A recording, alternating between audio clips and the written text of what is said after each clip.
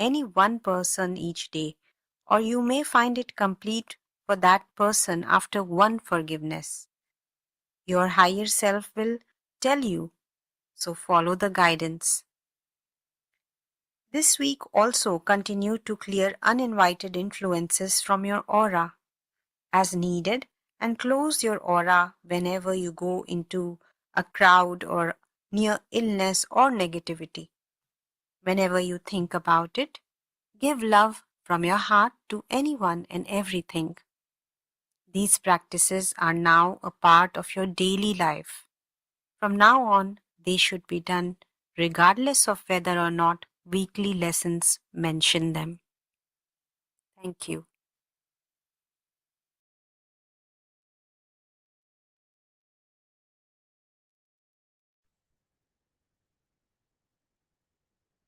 Atmavandan. Namaste. Welcome to Unified Practical Sessions once again. And a very auspicious Guru Purnima to each and every one of you.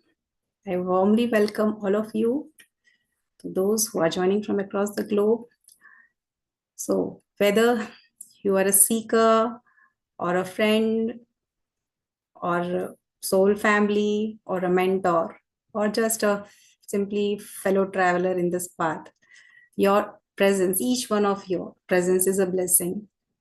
So every day we bow down to all the great spiritual masters, our divine teachers who have become the way shower and guiding light and helped us connect to our light, our inner knowing, and our all knowing intelligence, which was already there. Just as Babaji said, that no one can teach us anything because we are so perfect, already made perfect. But when we forget those God qualities, then there comes the role of a Guru Tattva in play to nudge us to our truth. So this is a practice which we do every day. So it is not nothing new for us. It is just like any other day. But since we have chosen this day to celebrate light of wisdom, so I offer my heartfelt gratitude to each one of you for being a part of my journey and for teaching me, inspiring me through your words, through your actions. I have learned so much. I have learned patience, discovered new perspectives. Then through even through your silence, those behind the camera, I have understood that yes, presence also is important. If presence is there, then we can feel that. And sometimes even listening to your challenges, I have grown even more stronger. So each one of us feel the same thing which I am feeling. I can understand that. And whatever is that feeling, it is that one force. Call it Prem Tattva, call it Guru Tattva, divine, or maybe life force, life or God. But it is that one force that pervades all in whatever form you can digest. So today we are feeling that in a form of Guru Tattva. So Guru principle is here that pervades all. And today is the full moon. So that is also very auspicious. And as we see the full moon, it also reminds us again of our completeness, that we are whole and perfect. And different phases of moon shows us that different phases of our life cannot infringe that perfection.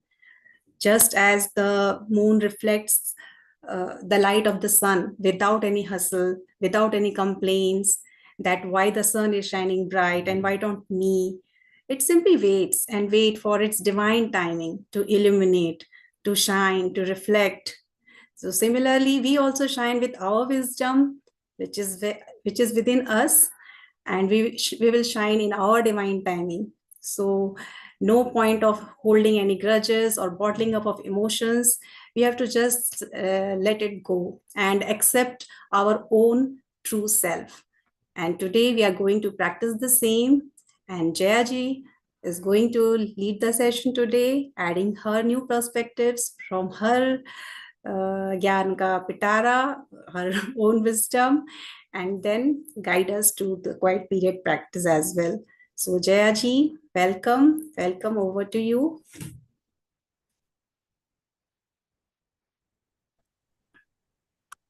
Yes, thank you.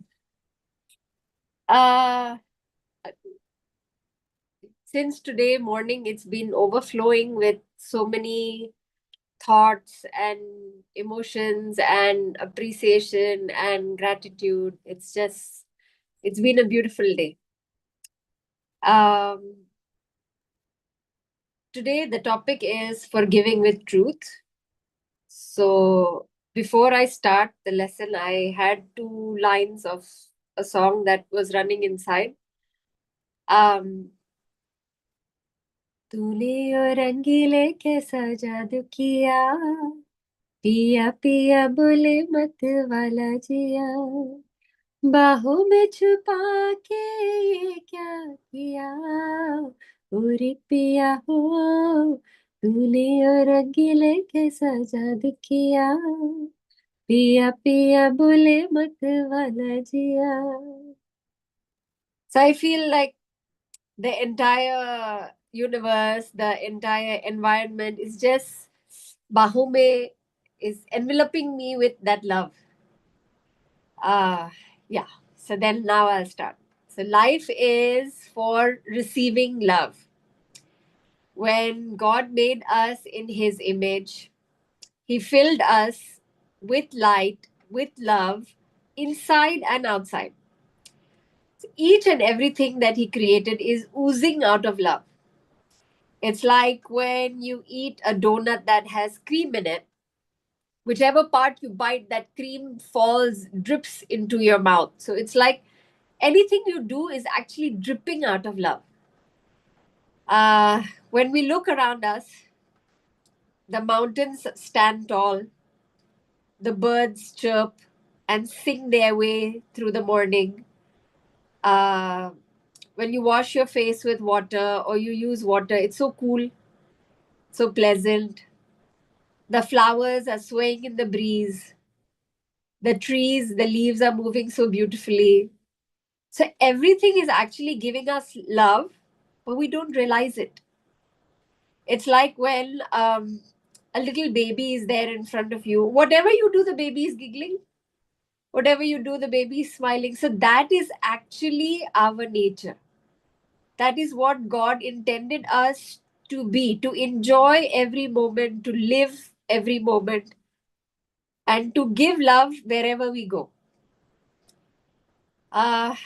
We have misunderstood the word forgiving. And in this book, they so beautifully explain that life is for giving love. We are actually the givers. So when there is negativity and there is grudges in the heart, you can't feel the love. It's like a blockage. Um, it's like a river flowing, and then there is a log in the river that gets blocked. It stops there.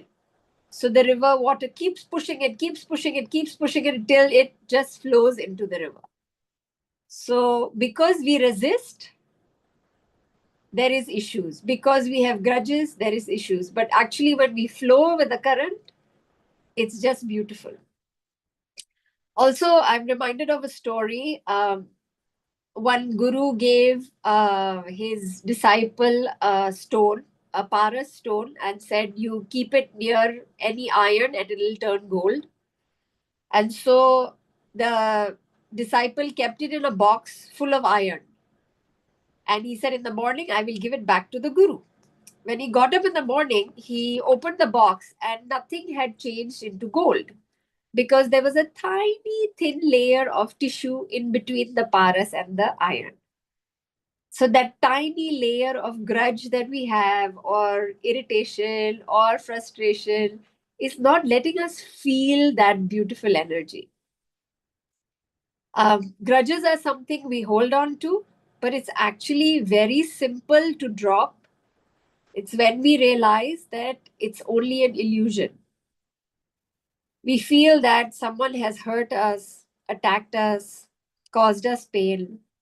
But once we remember that we are made in the image of God and that we are perfect, whole, and complete, when we realize that we are creators of what we want to see in life, then love comes into us. It not only flows, it overflows. So everything was good in my life, but when I started the unified course, love started overflowing. So that is a beautiful change. It is like from wonder that why is this happening to me, to wonder, wow, this is beautiful. We feel that the world is a place of suffer, but it's actually in Hindi, like you say, suffer. घूमने के लिए आए हैं. So when we understand that we have invited this experience into our life, automatically the grudges disappear. We have a choice daily. We have free will that God has gifted us with, being the creator. We have the power to create whatever we want. When we realize that we are all actors in each other's script, we are here to experience what we want to see, feel, hear, or touch.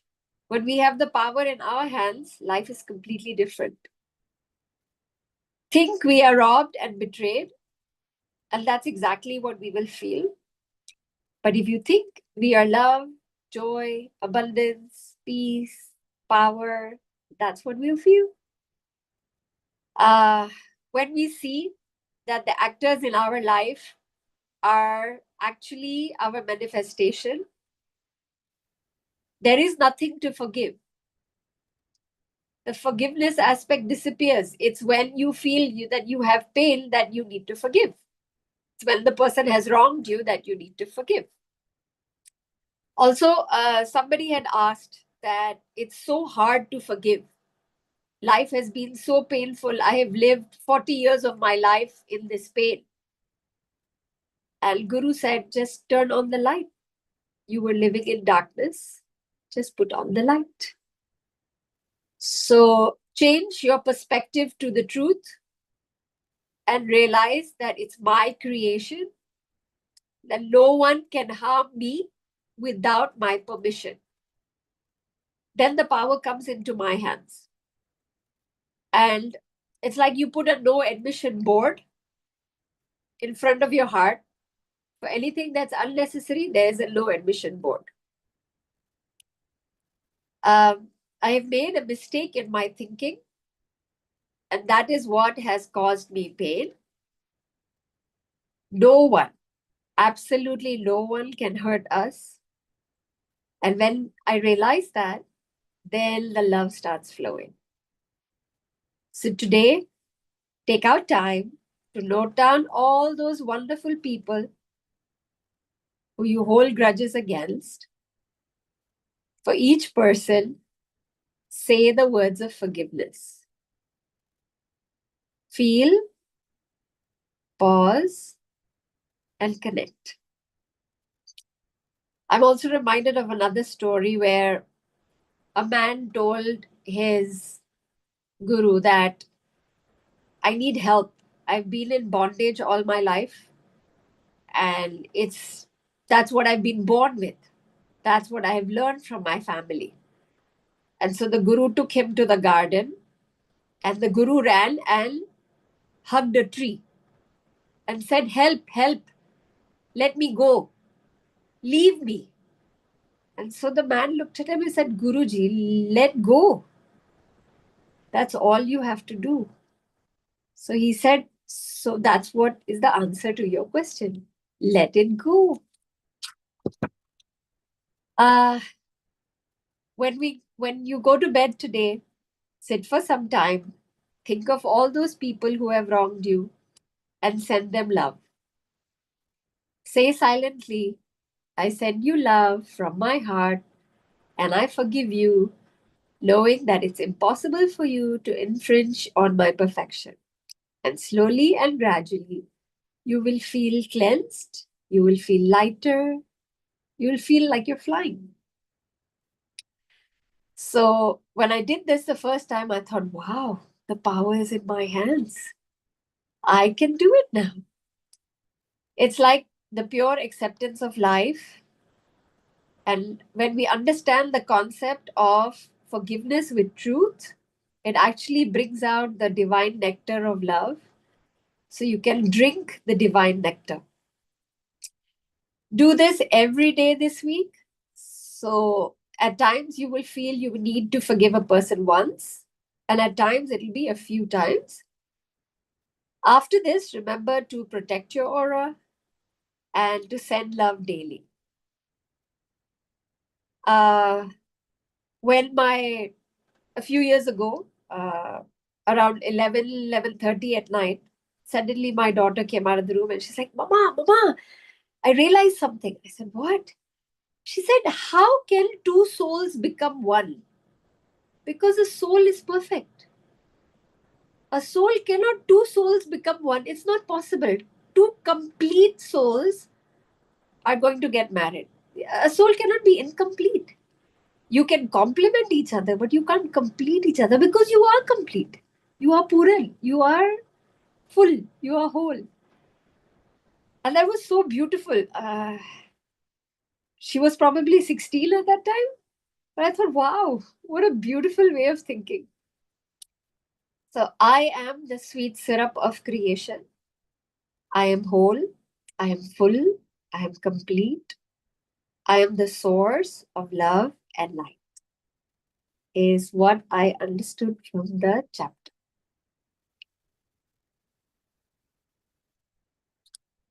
So beautiful, Jayaji. Each time we read this chapter, but when we listen to you, I don't know why I feel like I have become a small kid. You make us feel like that. The way you talk, it simply feels that I am a young girl, like little kid, and you are teaching me.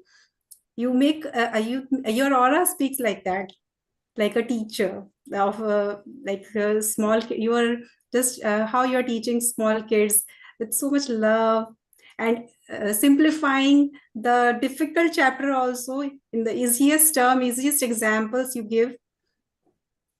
That is the beauty of your way of explaining and giving the summary. I simply loved it. And when you said that we resist to our own existence, that is the cause of our suffering. So that's true. When you said when we resist, and the word rhyming word came to me, that when we resist, it persists. It still remains there. So we have to just let go and allow the life to flow. So thank you so much for the summary. Monilji, would you like to add something? Same thoughts that she really delivered in a very, very light and easy manner. And she has put the background also centering in the heart. So she's really centered in the heart. And like she said, it was a beautiful day. We both were together celebrating Guru Purnima this morning, and she has been in that love state. I could see her, and she sang few bhajans in the satsang, and then since morning, I'm also in that love, and she really proved that life is for receiving and giving love. So thank you, Jayaji. Thank you for delivering it very, very um, like childlike. So childlike is the thing that God needs, the innocence, the and like everybody is in the chat also saying that you made it so interesting and in a very light manner, like you didn't just with your simple examples of practical life. And I was wondering, Thank you very so much. quickly she completed a summary. Yeah, That was but I realized that there's nothing for me to say because I was also focusing on that if she's whether she's covering the whole chapter and the meaning of it, like what Babaji wants to say. But if Salishi wants to add, so the taking the responsibility, giving love and receiving love, and claiming it for yourself, all the powers and forgiveness is giving love. Actually, it's not like and opening the doors to your heart is more important. Like instead of judging or choosing, uh, life is for giving love. So let it come, let it go. Life is like that. Let And everybody when she swim in said, that love of ocean that you are. drink that nectar, I was feeling that we have already become that nectar Mhm. in the process of this unified course. Very Thank beautiful. you. Thank you, Jayaji, for this beautiful explanation. So easy, you make it easy and interesting for everyone. And what I really enjoy from your talks always is the examples. The examples tell us that it has been happening with all of us all along. Mhm. We just don't recognize it. The truth always is, it has been with us. We just could not recognize at that point in time. And now, as we are becoming more aware, we are able to relate to each one of those things. Well, this was the message, this is what was coming, right? So, that's the part of awakening. We are now waking up to the truth. And now we can recognize, okay, that's what this is. This is such a beautiful thing to understand. Each one of us as participants of this course can now start relating to our own life events, our own experiences in life, and we each one of those experiences has delivered the truth to us. All experiences eventually deliver the truth. We just need to be aware. Becoming aware is the most important aspect of it. In our awareness, we recognize. So, yeah, your examples just confirm to each one of us that it has been happening. Especially Thank you. donut one for Shailesh. Thank you. Thank you so much. Jayaji, you can now guide us to the quiet period. Please.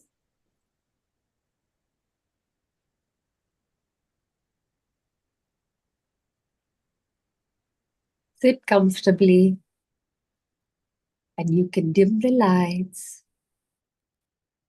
in a quiet environment without your phone. Just relax and breathe. Gently close your eyes and take a few long, deep breaths. As you take in your breath, feel the peace enter into your veins. And as you breathe out,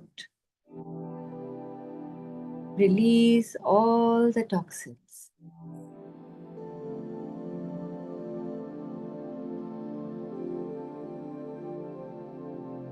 Take a minute to feel all the love.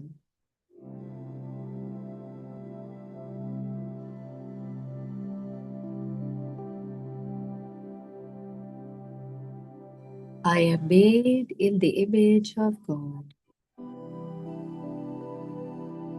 God is love, so I am love. God is light, peace, and abundance. So I am light and peace and abundance. I am here to enjoy everything around me.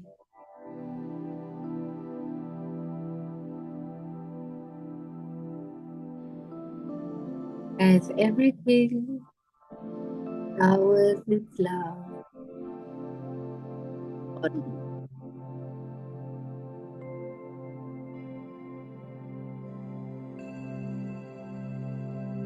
Let's dive into our inner space.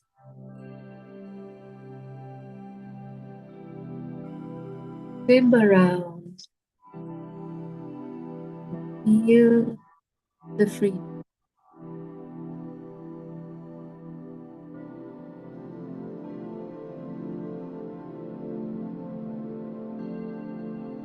Breathe in love, with love, for love.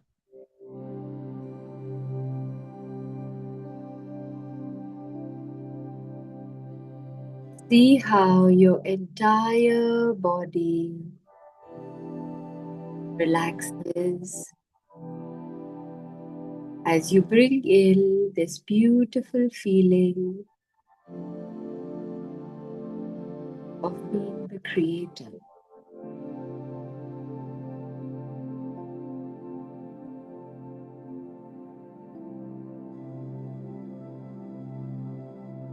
Just observe as the whole body calms down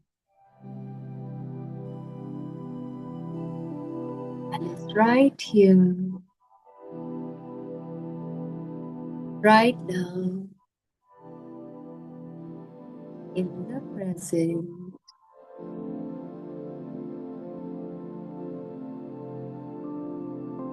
And I am ready to follow this divine direction,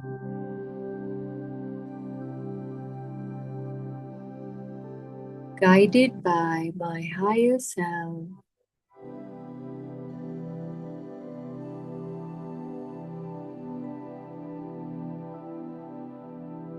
Every time the mind wanders, bring it back gently, right here, right now.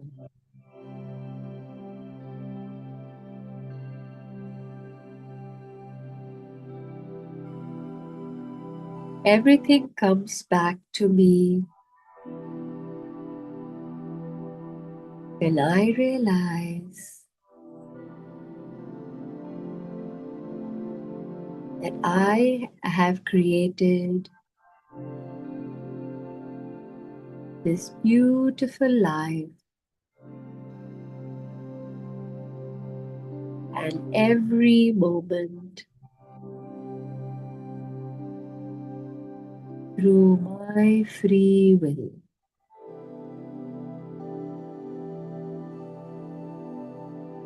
I have the power to manifest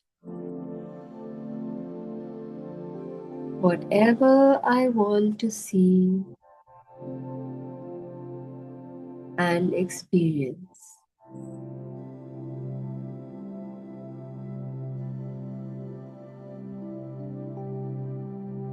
I am here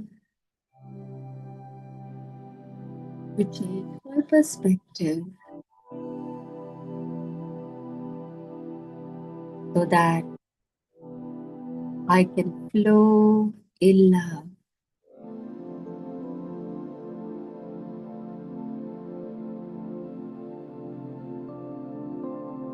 Everything in life showers me in their own sweet way with love.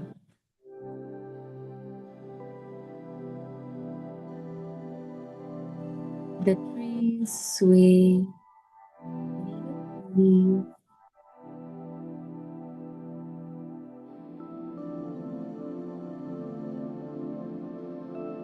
The birds fly and sing so beautifully.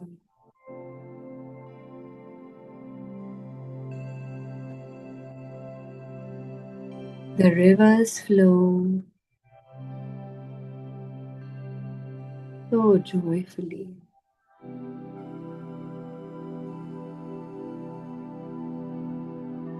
Love is the sweet syrup of life. Everything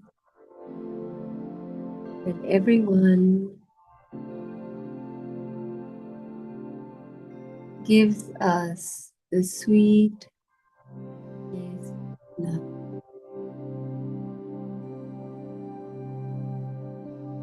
We are here to give, be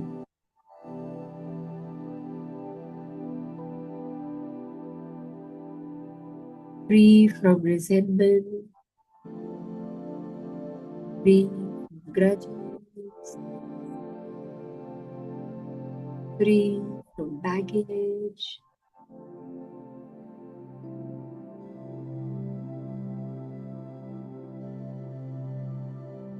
Focus on your breath and connect to the entire experience of love.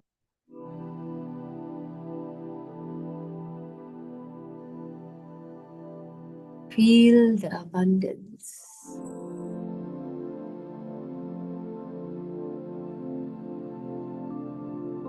Open your heart and let it flow.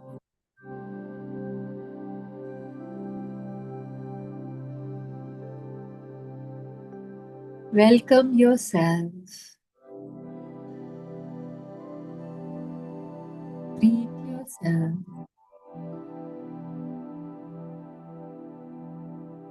as you connect with it.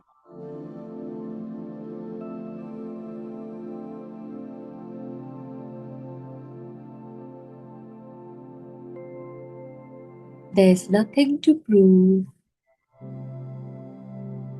no judgments, conditions, no grudges. I am here as an observer. I am here. I am in control of my life. Pause. Feel. Connect.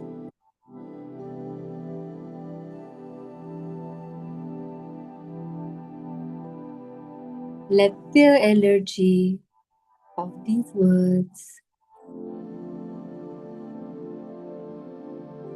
sink into your heart, making your aura feel so much more powerful, so radiant, so bright.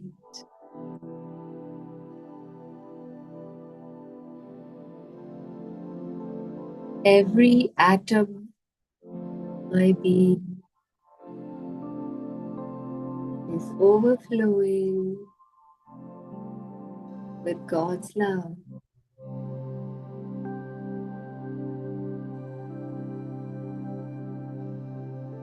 I feel secure as I breathe in and as I breathe out. I radiate peace.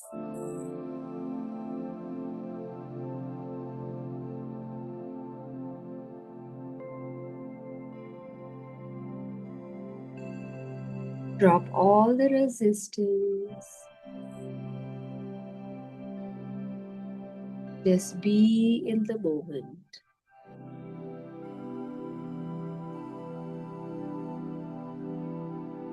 No roles,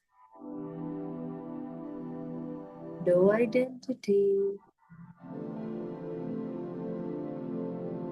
beyond failure, beyond achievements.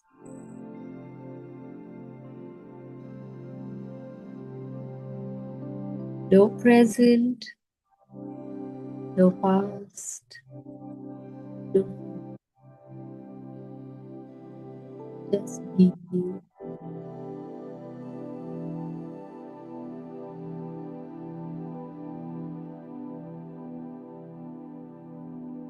We are free like a bird flying in the sky.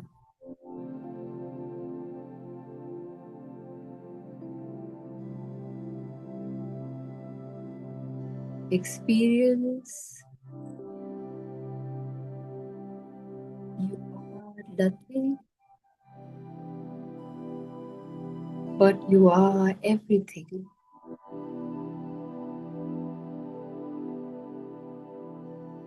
From nobody to everybody.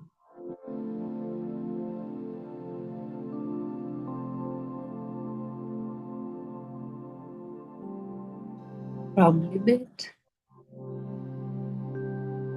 to limitless.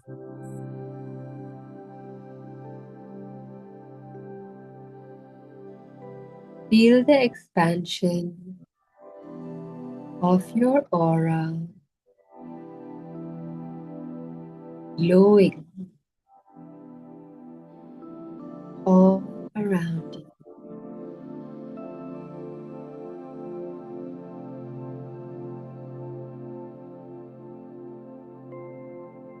You are the fountain of love.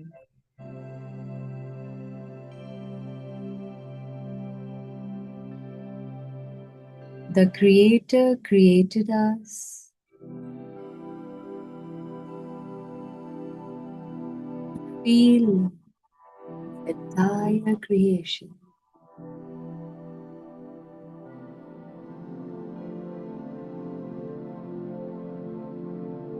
I am made in the image of God. I am made in and the receiver. There is no resistance. Just flow like a river into the sea.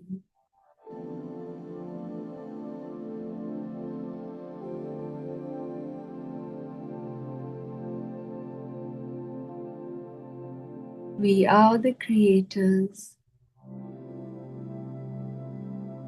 and the divine beings.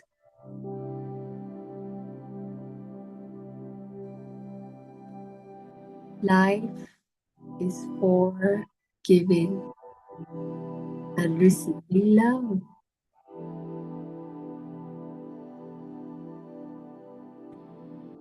Your acceptance of this divine nectar.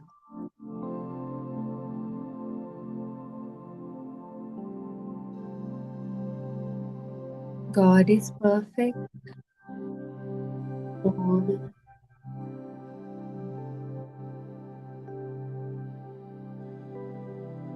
and so I am perfect, whole, and complete. I am the sweet syrup of this entire creation.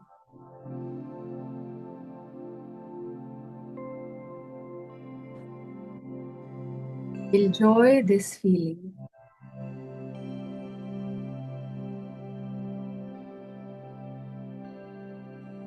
Drink this eternal truth.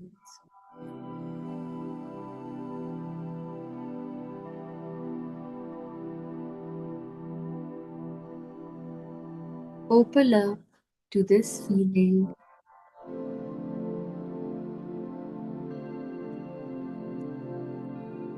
I am the eternal light that lights up everything around me.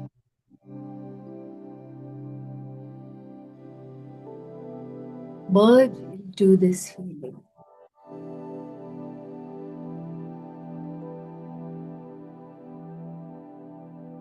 Feel the love expand throughout the space around you.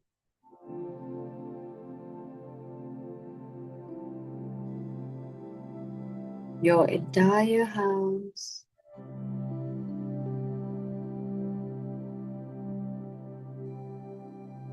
your entire neighborhood,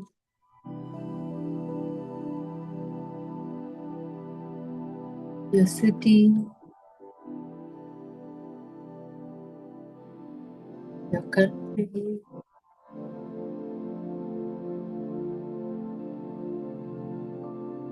the oceans, the mountains, the animals, and the trees. Go beyond all boundaries.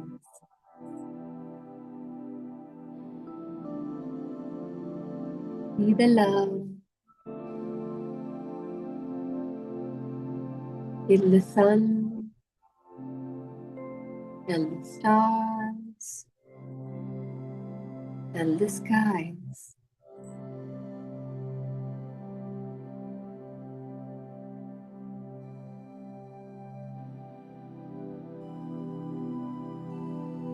I am here to feel the power, the energy of the unified field.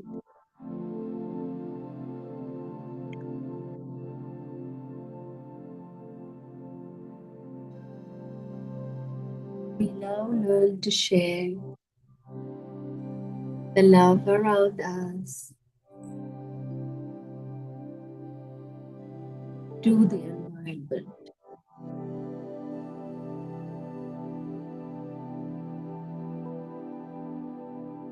We learn to give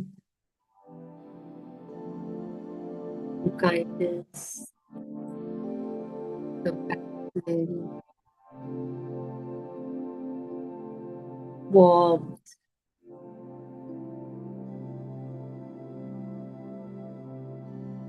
and those beautiful acts bring back the magic into our lives. The magic we were created for.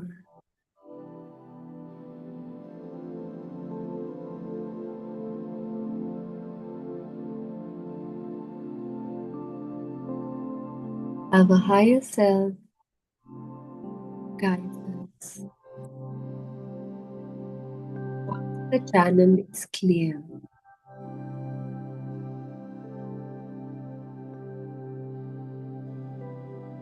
so let us clear our aura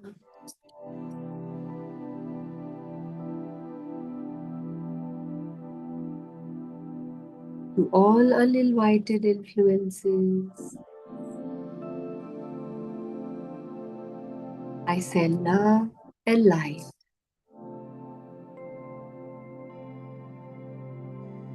You are each whole and healed.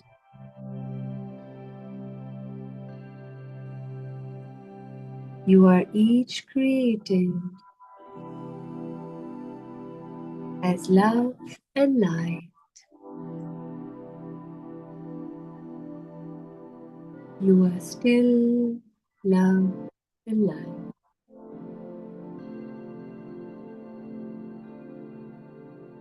You each feel no pain now,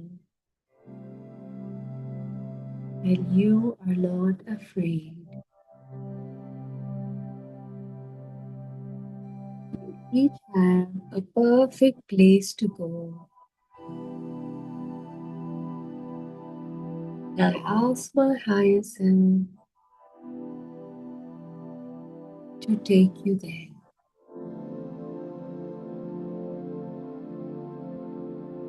Each of you go with peace.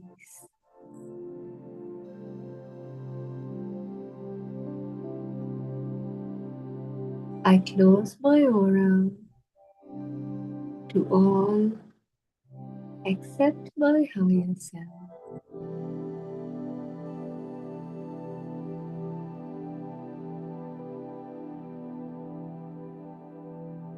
The love will flow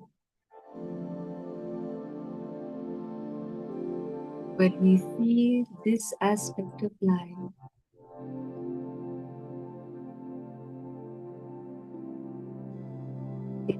By every moment, in whatever you do,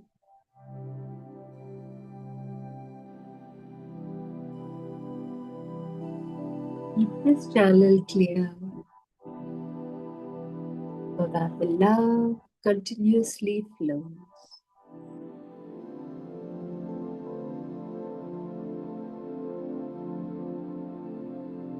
God is non-judgmental,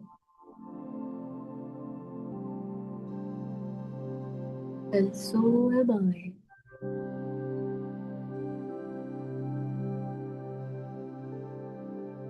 I release all illusions that create my blockages.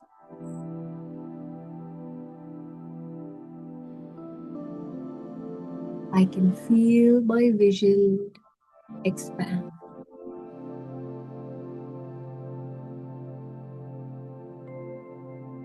I can feel the divine light enter into my being from my head to my face, to my neck, into my shoulders, all the way through my hands and my fingers. I feel the light radiate in my heart and go all the way through my spine into my organs. The light spread through my legs, into my feet and my toes.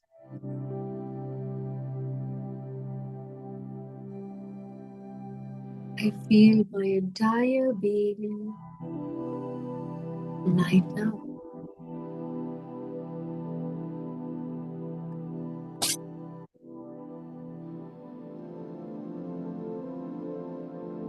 We are here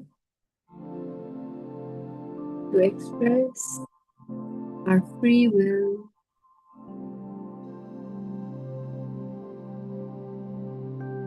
and realize that we are the source of joy and peace and light and abundance.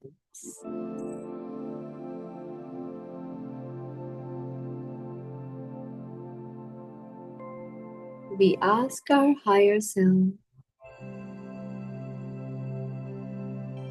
to guide us with the names of those people who we hold grudges against.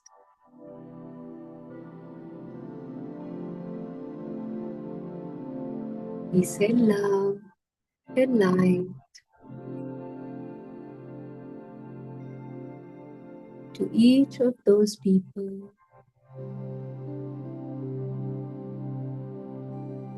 and say, I send you love from my heart,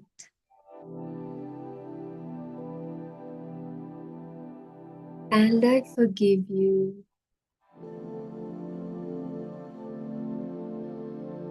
knowing that it is impossible for you to infringe on my perfection.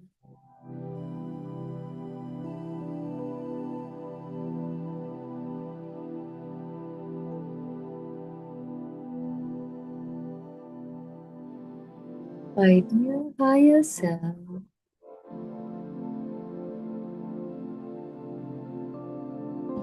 feed me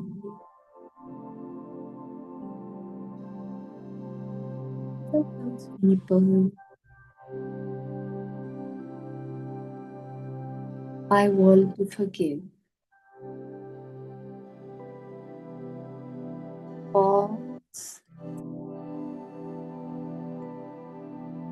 feel, connect.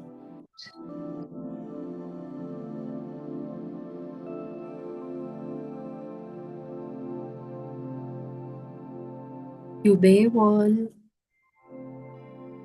to write down each name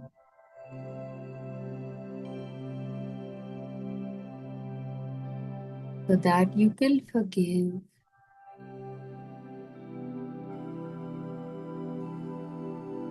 after your quiet period.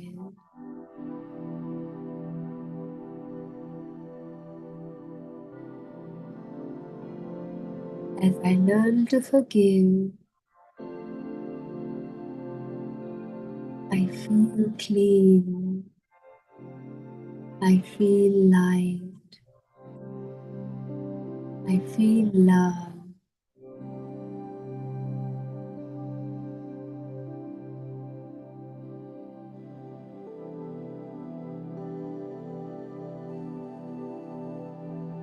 I send love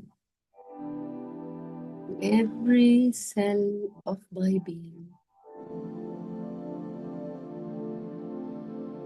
I send love to everyone around me, including those who I have a grudge against. I release you. I understand. I asked you for the experience.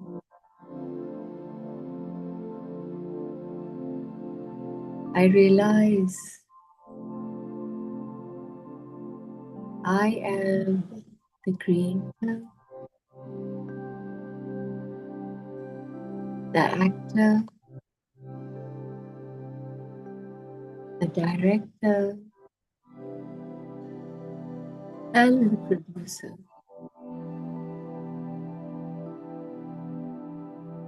I am here as a divine being to play this role and to rise above this experience.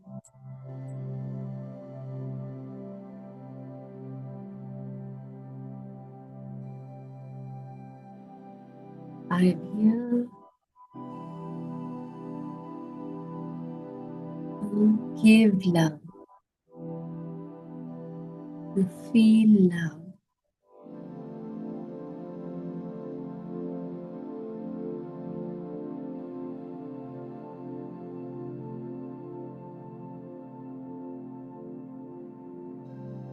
I can feel this energy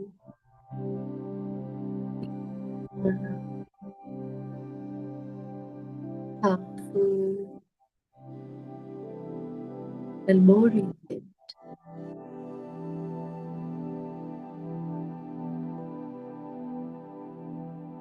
I can feel the expansion of my aura all around me.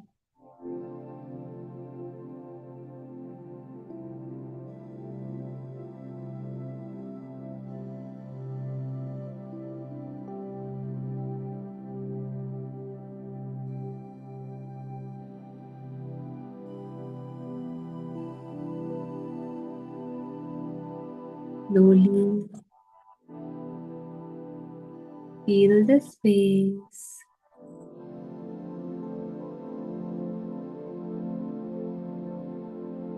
where you are sitting.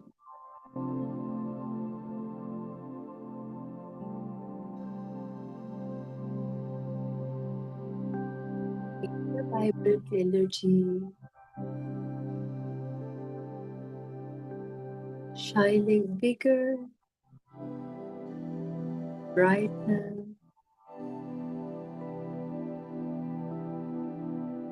and more radiant than the sun.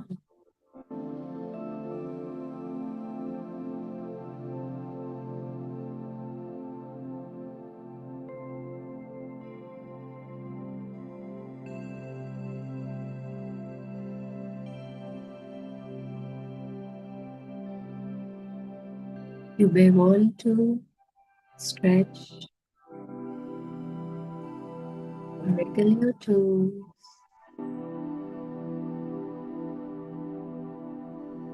Whenever you're ready,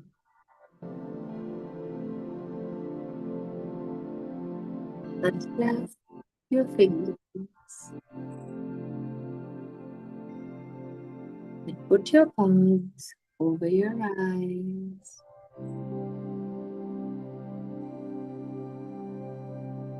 Open your eyes. 5, 4, 3, 2, 1, 0.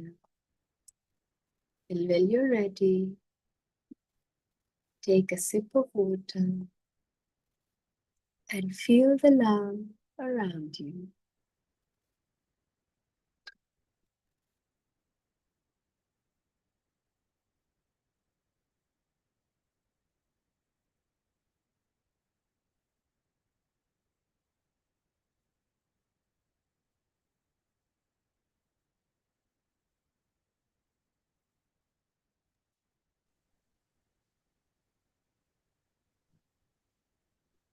Thank you. Thank you, Jayali.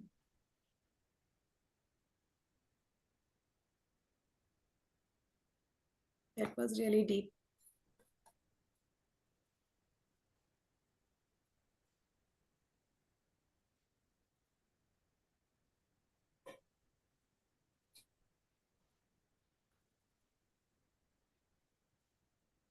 Your voice was so soothing.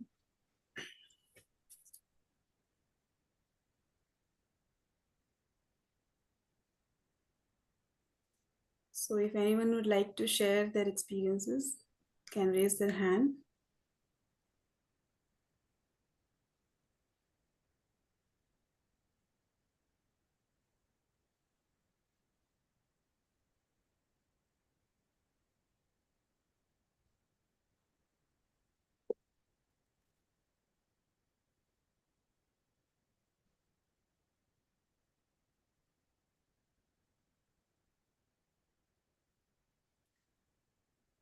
Today we have practiced this chapter again. This was the base of this whole course of releasing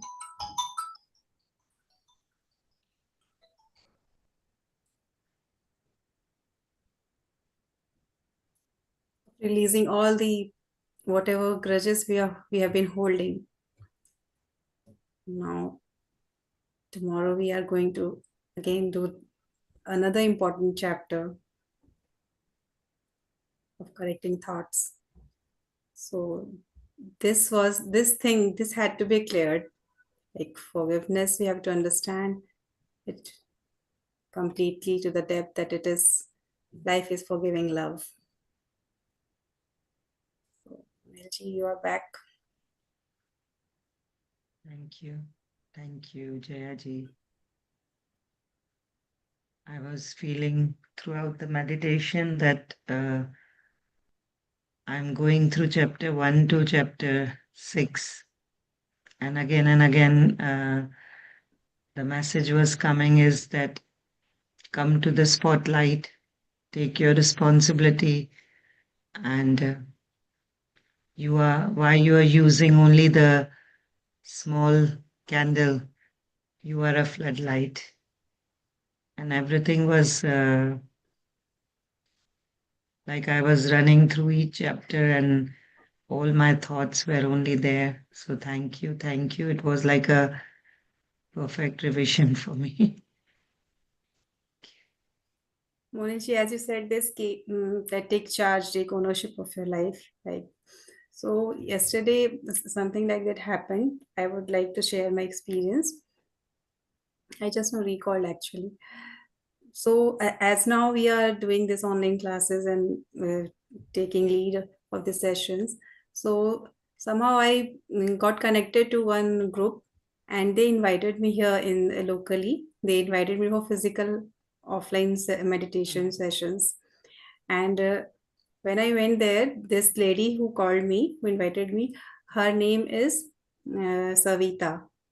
And I could feel that synchronicity because the first day when we have started this practice sessions, then Sailesh, she had joined this session with that false name, and he had said, "Na, Kavita ki behan Savita," something like that. Do you remember? So immediately I felt that synchronicity that the lady who is inviting me for the first time I had went to conduct this session. So I felt that presence of Shailesh ji in form of because her name was Savita, so I Kavita can resonate. Yes. So that was one. So beautiful Yes, that was experience. an experience that I could feel that from. I could connect from Unified, even though that was a offline session, and that was giving me that confidence. Yes, you can speak here also, because doing it online is something else, and when you speak in front of 10 to 12 people offline, then your whole presence is visible, you know how you speak, your body language, everything. So that was giving me a goosebump, but yet I don't know why that lady, she was her presence was making me feel like that Shailesh is sitting right there, and I have nothing to like become nervous or think anything else. I am perfect. I can do it well. I was so confident at that time. So yesterday was a very beautiful day, and so we have also started online today, as Monilji have also joined for 40 days. That Sankalp Dhyan. So to bring awareness here in my local area. So Celeste here, yes, has arrived. Shaileji's voice, Shaileji has become so much Babaji that every time I can hear his voice telling something, something. So whole day I'm listening his voice in form of Gyan, the wisdom, and something is opening up every time. We are Thank you, all Shaileji, for your presence and your existence in our lives. Thank you. thank you. We are all connected. We are not separate. We are all connected. So when you are thinking of me, you are actually connecting with me. Our thoughts connect us. So definitely yes. Yeah, and I'm really I didn't have any specific knowledge or anything about the name I used on the first day. It was just it rhymed with the Kavita's name, so I said, okay, I'm Savita. And see the But synchronicity. Yeah. I have never met this group. This lady I have never met. She just they are this group. They conduct Hanuman Chalisa every month. So just I don't know how I got connected. Maybe I have attended any program, and they so I just related that we are doing this meditation sessions online. So she got interested. Okay, no, you just teach us. And then when I went yesterday there, sitting there, I realized her name is Savita. During meditation, I realized that synchronicity. Even before, also, I didn't I identify with that name, which you have kept, Savita Rani. You have kept that name, no? Savita Rani. Her Yes. presence of mind is So, so yes, yesterday powerful. when I was guiding, then I felt that synchronicity as if Babaji is giving me that signal, my higher self maybe is giving me that signal, see the resemblance in the name. And also, you remembered that this is the beginning of another program, right? Yes. So your session created this 40-day program. That's how this is all creation. This is part of creation, your manifestation. Actually, you can see your thoughts manifest like this, Hmm. right?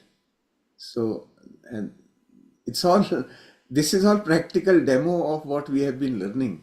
Right. Every day, every moment we are experiencing things, and now we are becoming more aware. We are able to see, well, okay, I manifested this. That's how it's happening. And the more we practice it, the more we can expand our domain of manifestation. Starts with little things. You will start with small things, and they begin to happen. You realize, then you feel more confident. It's a cycle, right? And you start expanding. Then, okay, let me try manifesting this, and it keeps on expanding, and eventually your manifestation goes to the level of the entire creation.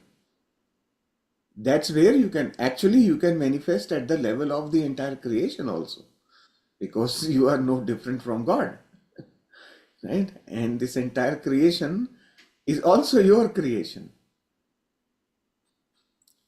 You can manifest anything and everything as you begin to trust your own knowing. That's why this heart space is so critical, because that's where we connect with our own all-knowing intelligence. And from there, then if we start operating from there, then we operate just like God. This is such a simple thing, right? Oh, I was feeling that And how this has become so spontaneous. And when we send love, the sending love, practicing sending love every day, so that is actually getting manifested. When we go and Ah, visit offline, then that is the thing. Now we are now creating awareness in our surroundings. So that is how love is prevailing everywhere.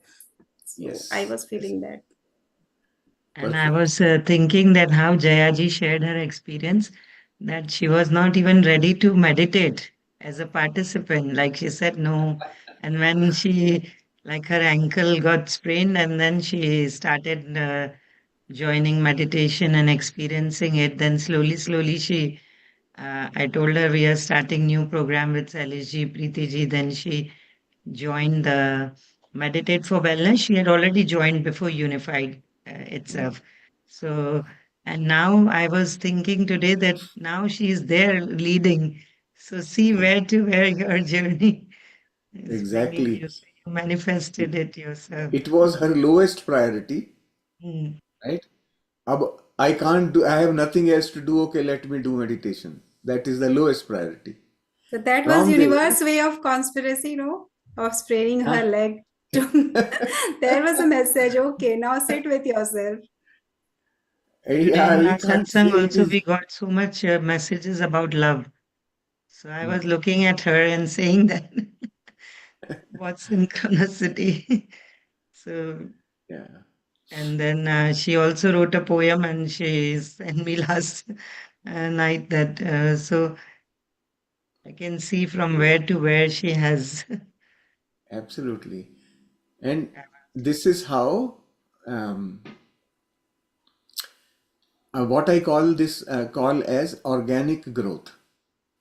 This is organic growth, right? When each one of us evolves in a natural way. Nobody is forcing anyone here. We are willingly joining the group. We are willingly participating in the group. We are willingly practicing what is being taught here. All this thing is from our own contribution. So we are all growing in a natural way, very naturally. Nobody is pushing anybody. No And effort. that is organic growth. And as each one of us, when we grow organically, the energy of what we are trying to establish, the awareness, energy of awareness, that awareness will organically grow as well. More and more people will feel attracted to this. Because the thing, I must have explained this several times earlier also, in the process of evolution, the time where we are, most of the souls are sitting on the verge. They have accumulated that much of wisdom now, right? They are just sitting on the fence right now. They can jump anytime into it. And when they jump into it, they will start swimming, and then finally they will cross, go to the other side of the mind. So, in these times, small triggers are helpful. That's why I always appreciate the way in which organic growth happens, how nature grows, how nature establishes itself and re-establishes itself.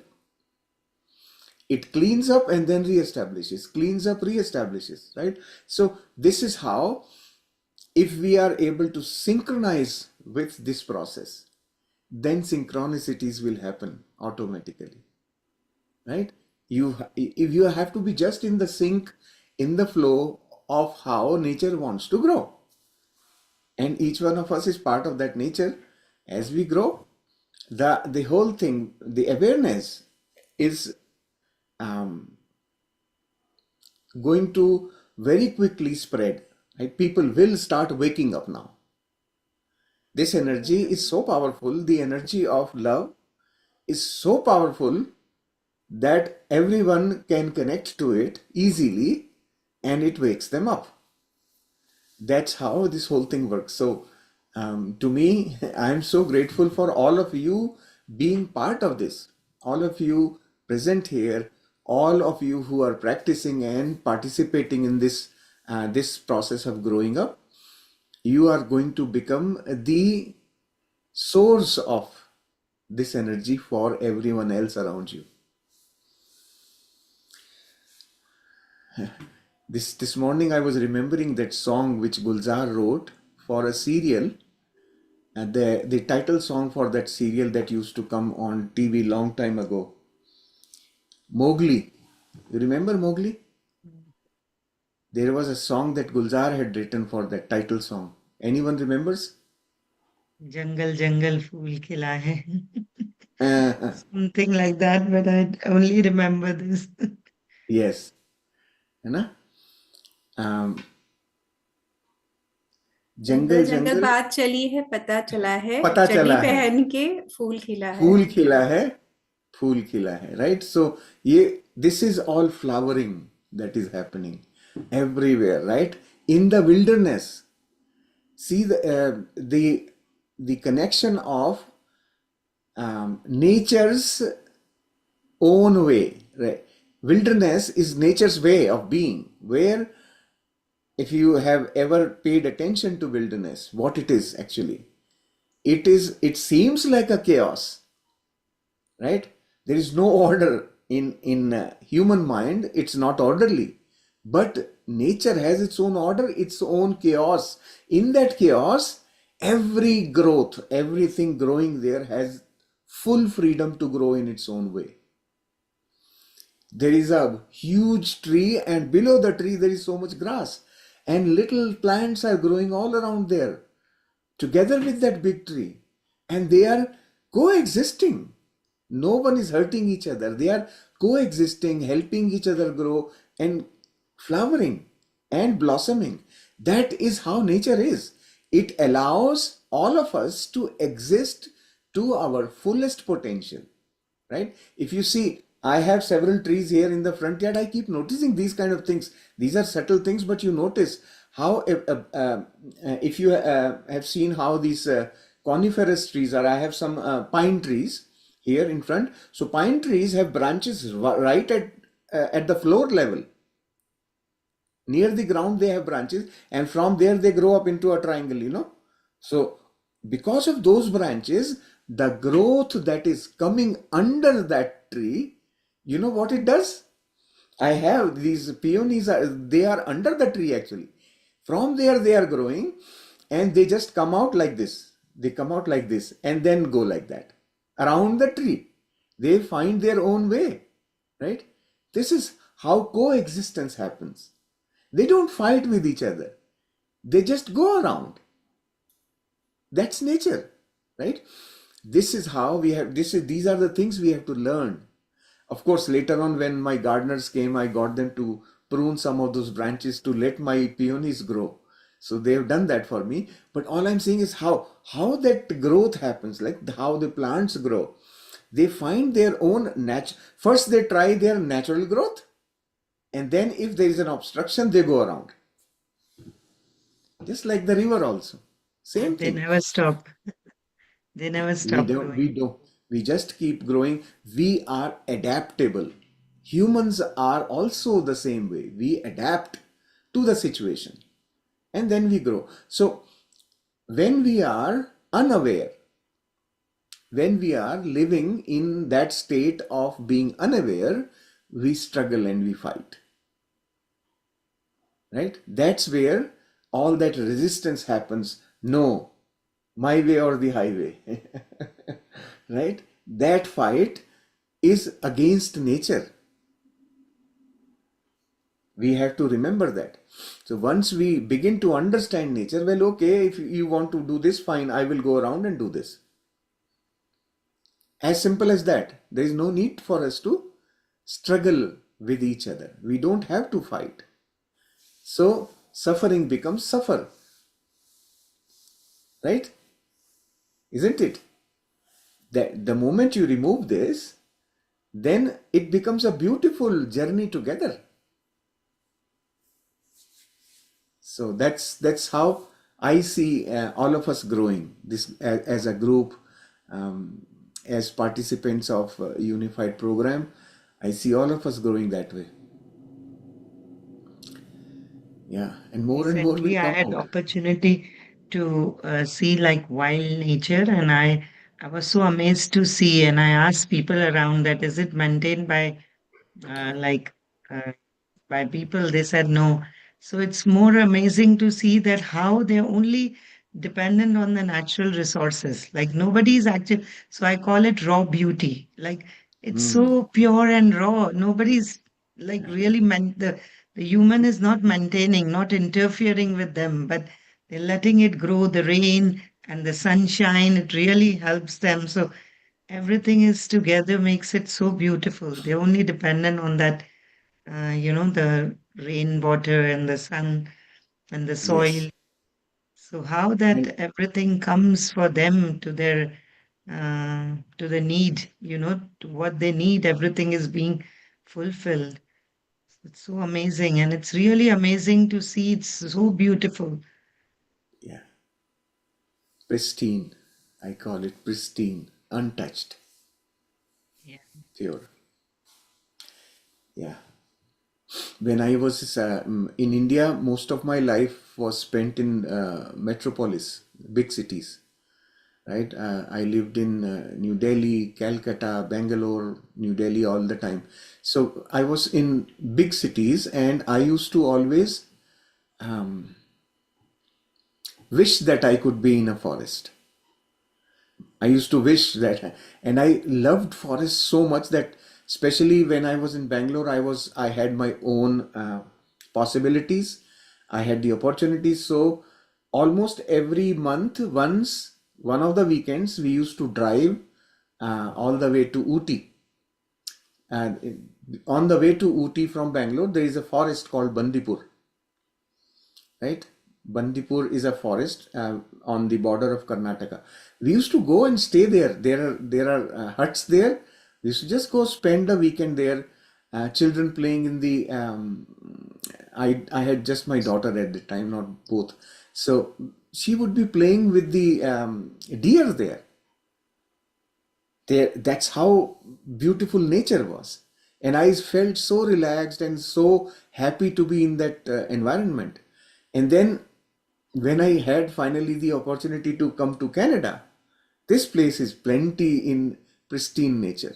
Everywhere it's untouched, totally untouched nature the way it is in its original form. That's how beautiful it is. So Today it's Nehaji is there. We would like to hear her also. Nehaji, if you can speak, unmute and speak. I'm not sure if she will be able to Yes, speak. Yeah, Namaste, Masters. No, I'm not Namaste. very confident about the connection. That's why I don't speak. But happy Guru Purnima to all. Let me try to open my camera as well. Yes. Happy Guru Purnima. Namaste to all. I hope I'm able. I'm visible to Yes, everyone with the yes. background of flowers behind, since there is so much nature talk Hmm. going on. Yeah. Amazing. I just love hearing whenever I get the chance to hear you all. And it's so, I mean, I feel so connected because, when you are away from the practices, then you really feel what you're missing. so, so it helps me to be in touch with the practices. And especially this chapter really connects us to the Guru Tattva that we say, the field of love, because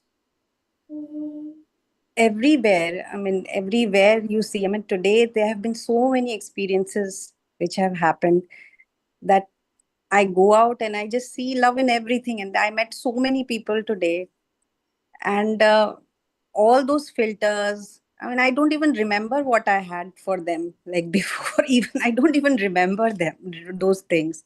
So they're all gone, they're all wiped out, as if like it's completely with a new vision. I'm seeing them and understanding them, so it makes me more compassionate about them, as well as for me. First of all, for me, that how blinded I was for them. I was not able to see them with those eyes. So all those things I keep on realizing. So it's a great experience overall. And really, and Jayaji, you did an excellent job as usual. Now you are already unified master.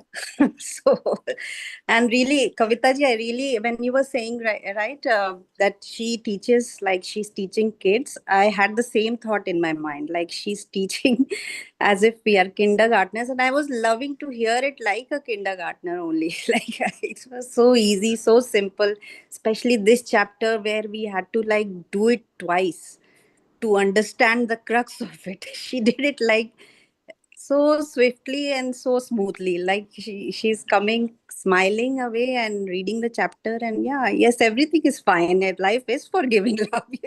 After she goes away, it's like you really get the point. Yes, life is forgiving love. So thank you so much, Jayaji. An amazing meditation as well. So Shailesh ji, we would like to hear from you about patience. Patience. You have been telling a lot, like since many days, that you'll speak about it. So definitely few words. Definitely. Yeah. Mm. I think few words I also did earlier Yeah. also, but I can repeat that. Mm. To me, what patience means to me, patience is that quality, the ultimate quality that I would want to practice. Patience is the ultimate quality, right? Um, it includes several, or maybe I would say the path to being patient, path to patience, includes several other attributes that liberate us. Ultimately, being patient is the ultimate liberation to me. I'll explain how. So when we are patient, the biggest thing that happens, which I noticed was, as I was developing, working on my patients, the biggest thing was I was never eager to speak. I was only listening. Most of the time, my patients, if you pay attention to your conversations, when somebody is speaking to you, midway you want to speak. That comes from impatience, right?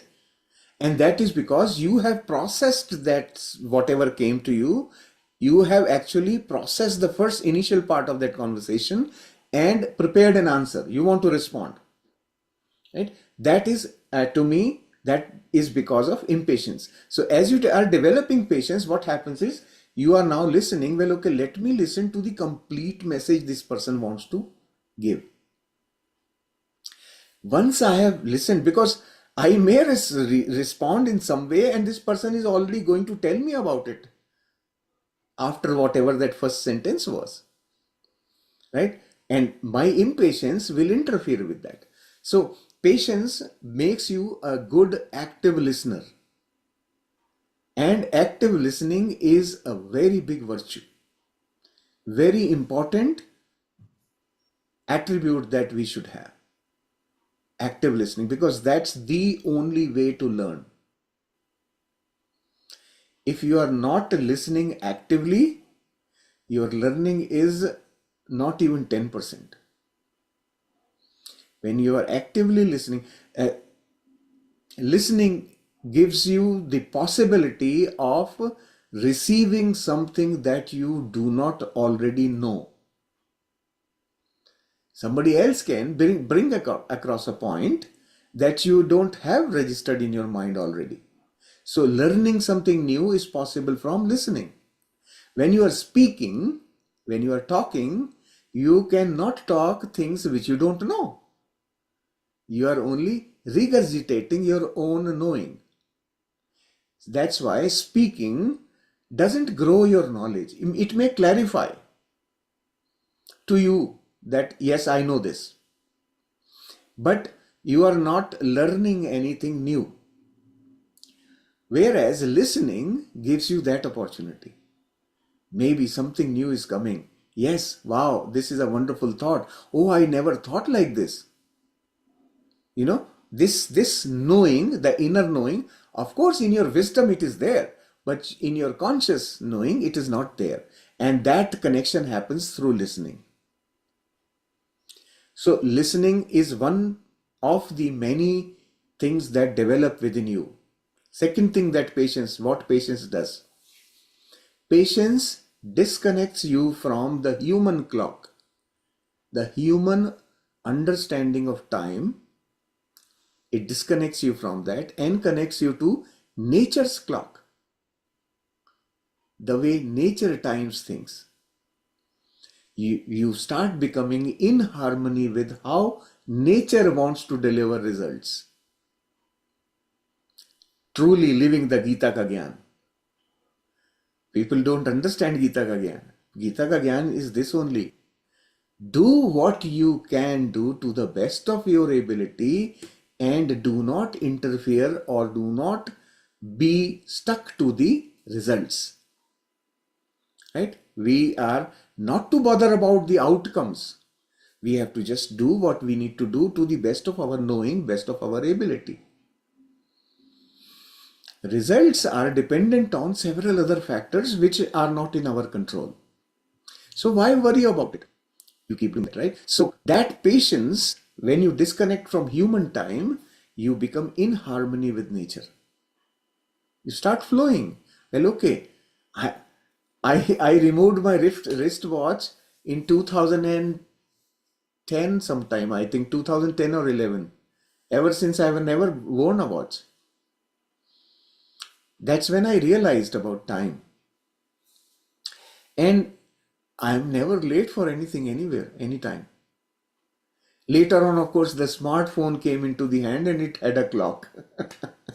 So now that is what functions. But all I'm saying is patience teaches us to not constantly keep running with time. And that race against human created time creates stress in our life. So patience directly connects to stress-free life. The more patient you are, the less your stress will be. You won't stress out at all. You are simply flowing. That's one thing. Now, the deeper understanding of this stress, the time element. When you begin to remain in harmony with nature's time, the way nature functions, then what happens is you are disconnecting from the mind as well. You begin to live outside the mind, because time trap, the human time, is a mental trap. And if you are able to overcome that trap, that means you have transcended the mind. And transcending the mind takes you into the heart space only. And this is what when you are in heart space, you will not struggle with time. The other day I heard someone say here that I don't have problem with time. I think Kalpana ji was saying in the Hindi session. She said that I don't have problem of time. I was so happy to hear that, People are moving into that domain, that space, where they are not struggling with the human clock. Human clock has its own significance. I'm not saying it's bad or anything. It has its own significance because when you are living with many humans, you have to have a common ground. And that's the purpose of the human clock. But apart from that, as an individual, I can take cognizance of the human clock, but not be controlled by it. That is where we differ. We begin to, our patience takes us in that zone where we understand the human clock. We use it as necessary, but we are not controlled by it. At the time when I had removed my wristwatch, I had tremendous, like it was peak of my management career. So much responsibility on me. And what I did was, I not only removed my clock, I disabled my email notification. The email would not pop up notifications on my computer screen all the time. I stopped it. I would go into my email system when I want to. Right? So I used to go into my email system 2 or 3 times in a day. Otherwise, what used to happen? Every 2 minutes there is a new email. And I start working on that email, and then in between something else comes. It becomes Birbal ka khichdi. Right? You haven't finished one task, you pick up another one, and then another one, and then another one. And you are in a mess of multiple tasks. None of them is completed. So I disabled the email notification. I said, okay, I will work on my emails when I want to. I controlled the time. I controlled my schedule.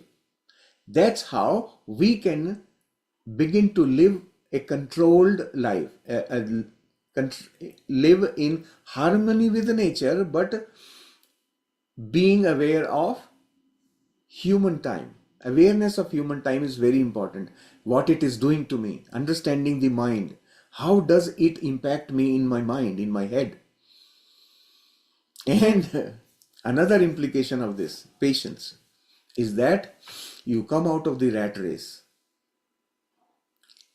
Because you are no more running the race anymore. You are not running. Let everybody run the race. I am not running the race, The main thing about rat race, what we call is running like everybody, running against time. You know the meaning of that? Why is it called rat race? Because it doesn't matter if you win the race. You still remain a rat. Right? Whether you win or lose the race, you are still a rat as long as you are participating in the race. So we have to come out of that and take charge. Take charge of your life. Now I decide when I want to do something. I am in control. That's how it helps us being patient. Now, the problem of being impatient comes only from time. Think about your own routine, for example. When do you become impatient? When do you lose your calmness? When do you lose it? When you are actually struggling to do something and it is not happening. And that struggle is because of time. And because of this struggle, the stress that you create for yourself reduces your efficiency for doing it. You will make more mistakes. And the more mistakes you make, the longer you will take to finish the job. So you are, in fact, because of stress of time, you are compressing yourself into that thing. That's what causes the stress. Right? So we have to understand, this is for everyone who is in active working life also. How do you create time? Patience. The key is patience. If you are patient, you can create time for you. Remember, when you are a meditator, your mind becomes so clean and powerful that you are able to process your day-to-day routine activities very well. And when you can process them very well, you are able to control time. Okay, so meditation is a big helper in this. Your mind, the unnecessary processes running in the mind are shut down. Your computer is powerful now. All the RAM is available for you to process anything new, any task, right? So you are in control of your mind, and simultaneously you are now able to do whatever you are doing. Say, earlier you were processing, let's say, 50 different things in your head. Now you are processing only 2. You have shut down everything else. So what happens? Your mental capacity is available to 2. So what will happen? Your alertness on what you are doing will be high. And when you are doing whatever you are doing with full alertness, your efficiency will naturally be high. You won't do mistakes. So your task will be done in less amount of time with better quality. Understanding this is very important. And as a leader, if you are leading a group of people, for example, at work, what do? You remember this thing that I can make best use of my team by giving them one task at a time. They won't struggle. They won't mess around with several different things and not be able to do a good quality work. Their output will be full of fault. So if you give them one task at a time, you do the processing of the sequencing, but allow them to do one thing at a time, and they will do it quicker and in good quality. This is how when you begin to understand, you can apply this knowledge of patience. So your patience as a leader, I am not going to dump everything on their head. I will wait for them to finish their task and then give them the next one, and then give them the next one. They will be happy, you will be happy. This is patience. The problem with our leaders today, I would rather not even call them leaders, they are managers. So problem with managers today is that they are impatient. So they have a thought, they dump the thought onto the team and then walk away. And that is what creates stress for everyone. So just understanding this has so many other things associated with it. I can keep talking on this subject forever. This is important for effectiveness of managing time. Patience is the key.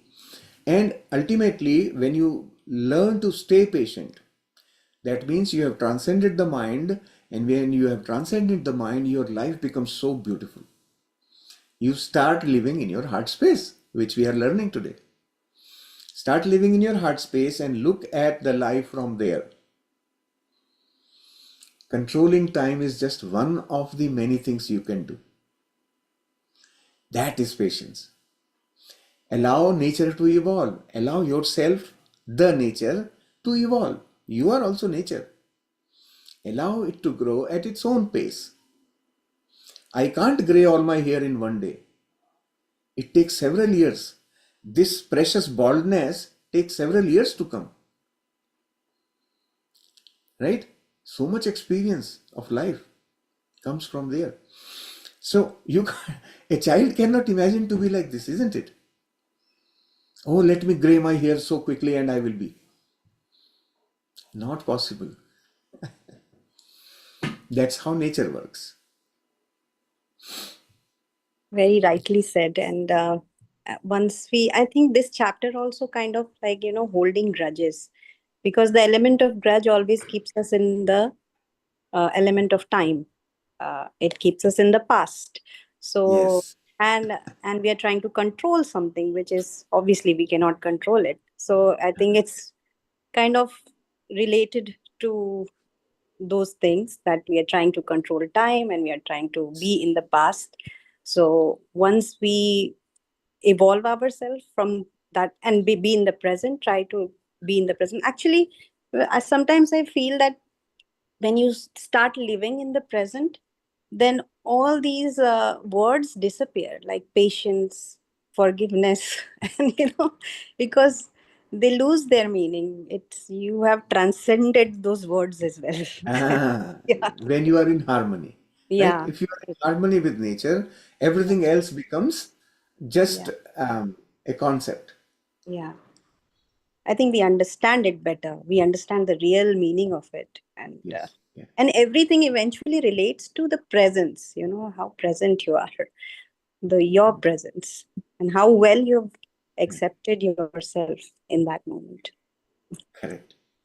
Then the control also is an outcome of struggling against time. Right.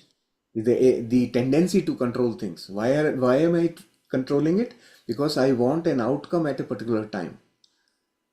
By this time, this thing should happen. So I'm trying to control people. Hey, do this, do this, do this, do this. Right? That is where that controlling people comes from, that struggle against time. So patience helps there. You are no more telling somebody to do something. You are simply waiting for that person to evolve, for that thing to happen. And trust me, in reality, this is, I'm telling you from my now experience of 15 years. In reality, things will happen at their own pace only. You can never change it. They will happen at their own pace only. Nature always governs. Then why am I struggling? Why am I forcing and pushing? It is doing really nothing.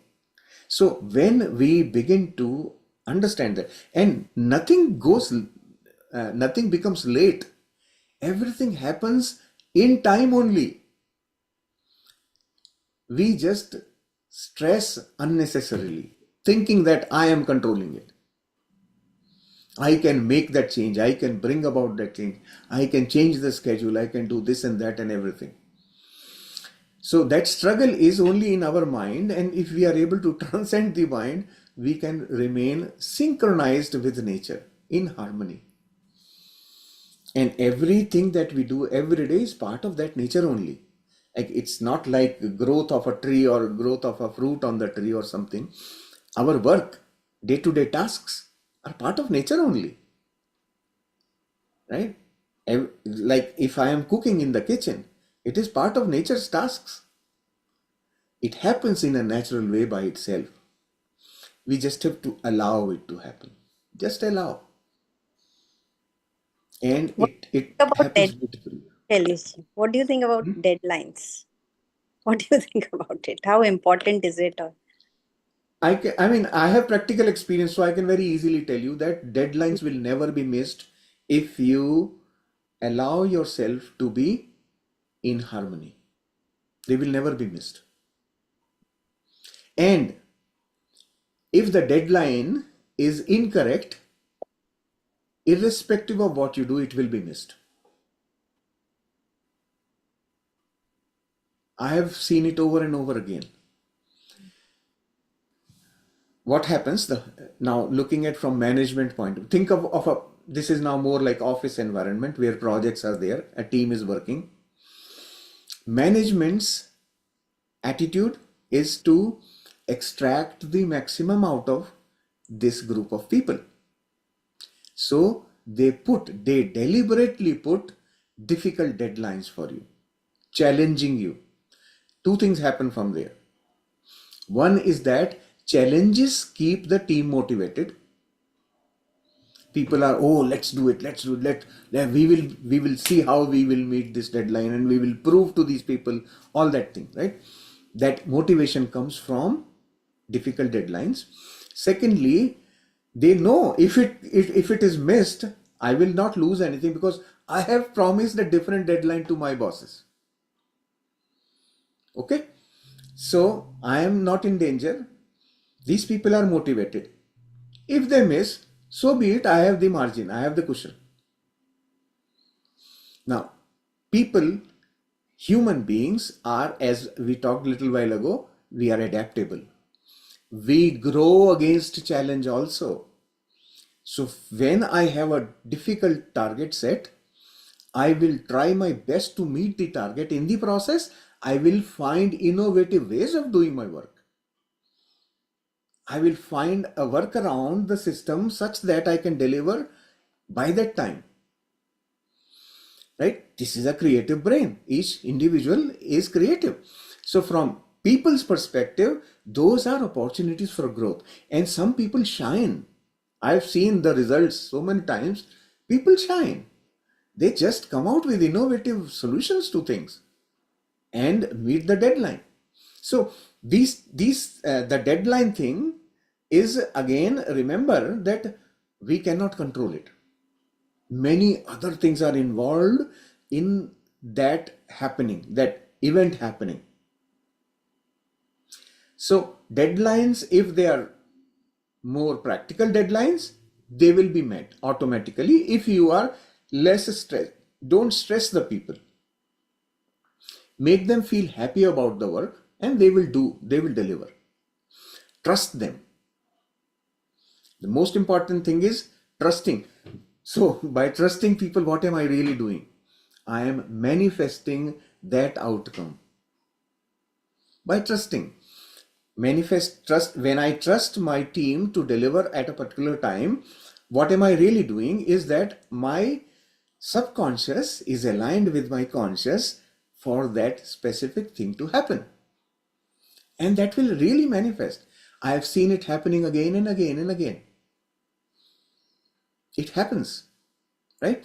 So I am actually, as a leader of the team, I manifest that outcome.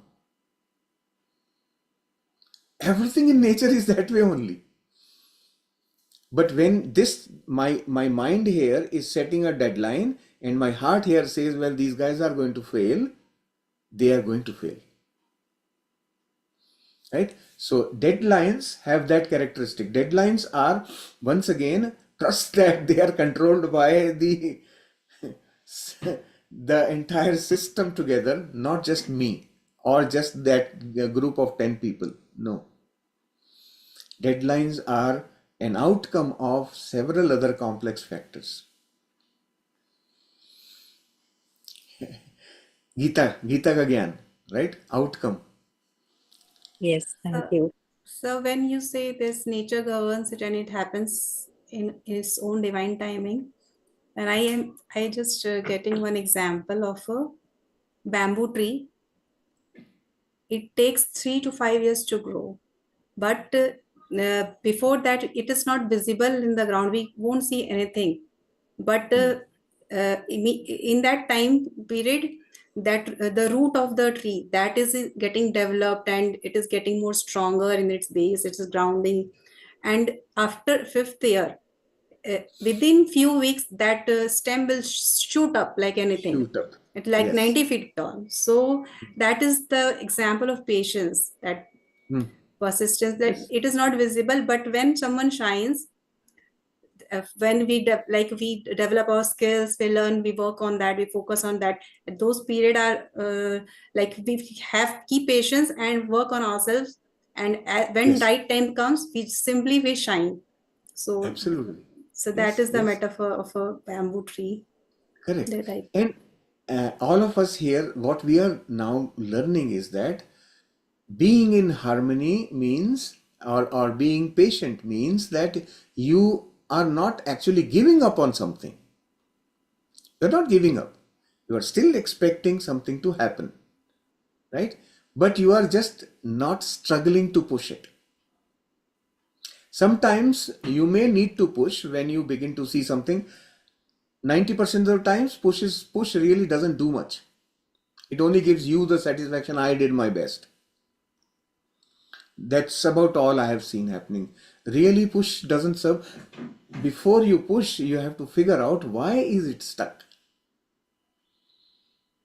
If you are that way, then you are able to solve for the team. But these are very profession related things. But I wanted to talk more about patience as part of our life. Understanding patience versus time trap. Patience is the quality which takes us out of the time trap.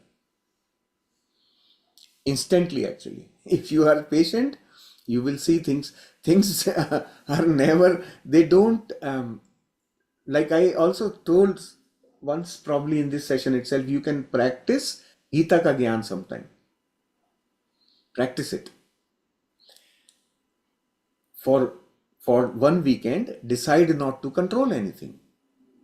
Just on the weekend, not during the weekday. Weekday, you can start doing it over time.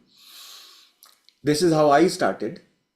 I said, okay, I was listening to Osho, Gita Darshan from Osho, and he mentioned about this thing. I said, okay, let me try it in my life. I was in 2010 when there was too much pressure on my work.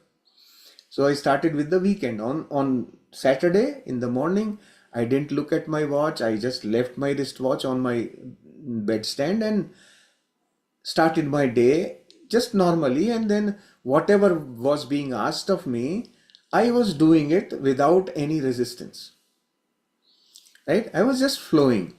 So my wife said, okay, let's go to Costco. I said, okay, let's go to Costco. We went there. I just picked, like usually you know what men have to do when you go with your wife to Costco. You have to drive the trolley. Drive the trolley right behind the madam, and then she will keep on putting stuff there. So that's what I was doing. And she was asking me, oh, this seems very nice. Shall I buy this? She was very fond of vases, flower pots, right? She wanted to buy. Every time she goes to Costco, some new thing will be there, and she wants to buy that. And every time I had to tell her that, where will you keep it, right? Where will you keep it? And that day, she was again showing me these things. I said, okay, if you want to buy, you buy. And she would look at me, what happened to this guy? So I was simply saying yes to everything. Okay, as you want. And my trolley wasn't even filled that day. She made her decisions by herself. If I had said, well, why do you want, where will you keep it? Her resistance will start. No, I know where to keep it. I will. You understand? What resists persists, right? That thing, it works, really works. So that day I was not obstructing anything, and that trolley was filled to wherever it used to be, always. And when I reached home, I found that I was so stress free, I was relaxed. Despite spending 2 hours in Costco, I was relaxed. And then through the day, I just continued that way. I was conscious because I was consciously not looking at the watch. What time I am having lunch, what time do I have to have dinner, none of those things. Just do things as they come across to you. As a result of that, on Sunday, I was so motivated, let me continue it on Sunday. I did that. On Monday, when I went to office, I was so relaxed. That weekend was really recharging for me. Then the next weekend, because I had such good experience, next weekend again I did it. And believe me, only after 2 weekends, I stopped wearing my wristwatch in the office. Monday onwards, I was not wearing wristwatch. The only time that I was watching was on my computer. And I never ever missed a meeting. I had shut off all the notifications on my computer. None of that. This thing started functioning properly. It took over the responsibility of maintaining and managing time. Right? And I never missed a meeting. Always I would get a reminder, you had a notification like this for today, this meeting is there, and also in such and such room.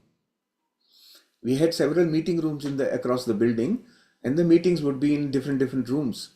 So I would know that I have to go to such and such room for this meeting.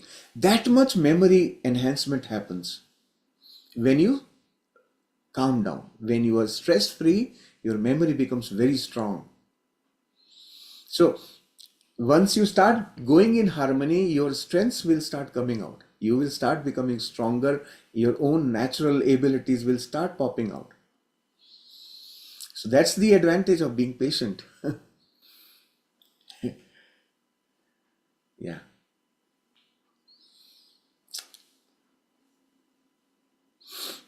There, Sheelamji, is she there? No, I think she has left now. She had to go. She had some question. Okay.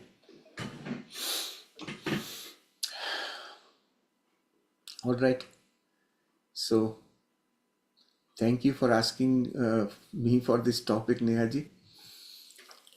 And It's always a pleasure listening from you. And like I mentioned, like ladies don't think about physical space while shopping. They keep everything in the heart space. They don't think about it. So it's an absolutely wrong question to ask anyone. Where will you keep it while shopping?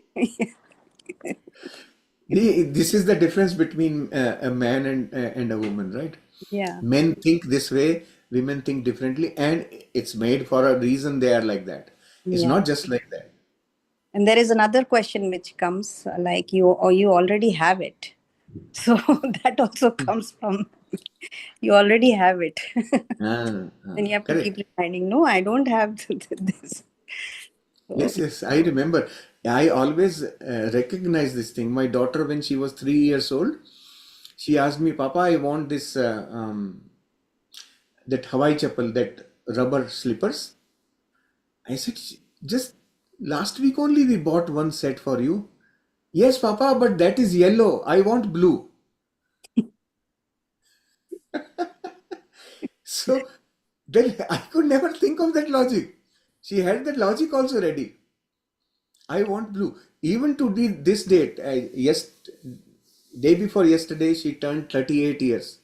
And I reminded her of the blue slippers. She just laughs even now. But that's when I understood, well, I think differently and they think differently. Now she maintains 100 pairs of shoes in her house all the time. Imagine, she she was temporarily in China, but her shoes were there. Big boxes of shoes traveled from there to the US, and uh, she just loves shoes. That's it. So it's there cannot be a logic for us being in a certain way. right. There is no logic. Men think in terms of logic. Yeah, and also I think it's a lot. It's comes from conditioning also somewhere. It is passed down. So that is very visible once you start noticing the patterns. Then where is it coming from? Actually, these questions. Then you okay. His father also asks this. My father also says the same thing when my mom is shopping. So it is passed down. All these questions. Yeah. Also, a lot of natural instincts are there, Yeah. right? She, That's she was 3 years old. She didn't have all that developed conditioning, none of that, right? Just 3 years old child, still learning. right. But she had a logic. She had actually that at that age she was learning colors. She could not even say yellow properly. She would say jello. Like that. So she was learning colors at that time, and she applied that knowledge on her slippers. But yeah, we evolve, and it also, when I reflect back on such of these things, I also understand how was I putting resistance to things, and releasing the resistance, how did it impact my experience of life. That was the starting point of my understanding patience. That removing the wristwatch was the starting point of learning patience. And after that, of course, like today, I am so much more patient than what I used to be. So much more. We know Today you are an epitome of patience. that. Yes. Now we all know that. Now the secret is not secret anymore. It's all out. Yeah. That's why Yes. I asked from the epitome of patience only the patience question. You get the Yeah. best. As you spend, once you are practicing being patient, you also start realizing that I was struggling unnecessarily. Hmm. The um, the relevance of being stuck, you begin to understand that it was even not even necessary. I was unnecessarily struggling, creating my own struggles. So, because I was at that time, when we think that we are in control, that is when the struggle remains. It is, I have to do this, right? I have to do this. That's what causes the struggle.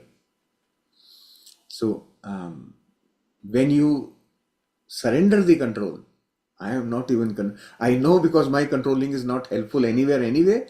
Why I struggle? Forget about it. I don't control.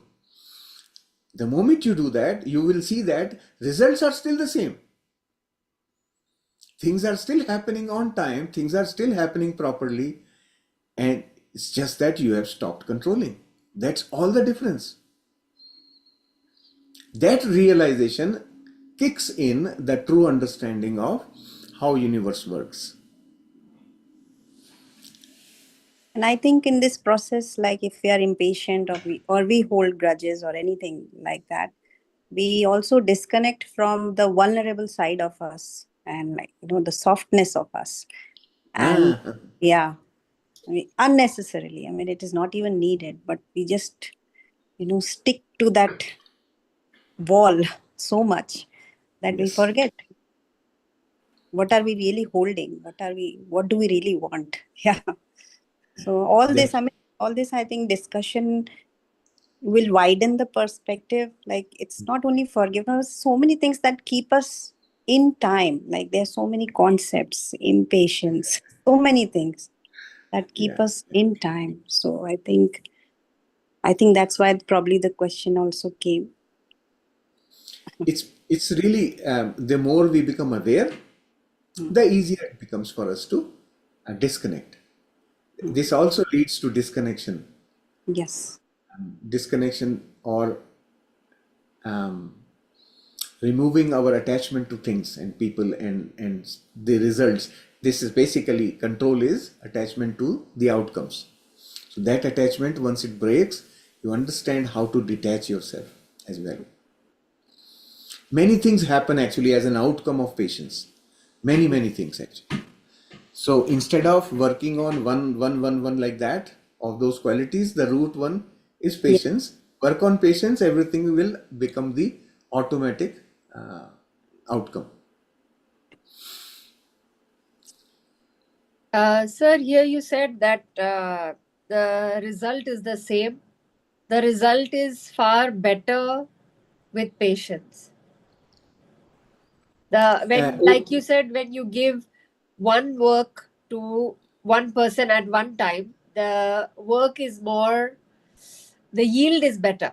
The product is the produce is better. Yes. So I realized that there came a moment in my life that I was fighting with the kids. Every time it was my way or no way. Hmm. And it's like life taught me a lot, that I learned to make every argument into a discussion with active listening. Hmm. Well, before they would complete the sentence, I would have my suggestion or my opinion. They're like, Mama, wait, hear us out first. So then they have become my friends. So there's no resistance. And to be able to see life in a different perspective, Hmm. accepting their way of looking at life. Hmm. So I think patience is far more better. If without patience, that situation is different, according to me. Like you said, Yes, it is yes. the same. I agree. I fully agree. The outcome will definitely be better. The when I said result doesn't change, what I was meaning to say was that the thing will happen on time. In terms of time, that was the event will definitely happen. The outcome will come on time, whether you push it or not. If it is meant to be there, if everything is in aligned, it will happen. Basically, you are not able to change the outcome, the happening of the outcome, I would say, rather, right? That we can't really change because it is dependent on several factors beyond our control. All outcomes, simple things like taste of the food you are cooking, depends on many factors, known and unknown. So, you start noticing when you are cooking, same recipe, same dish will taste different every day.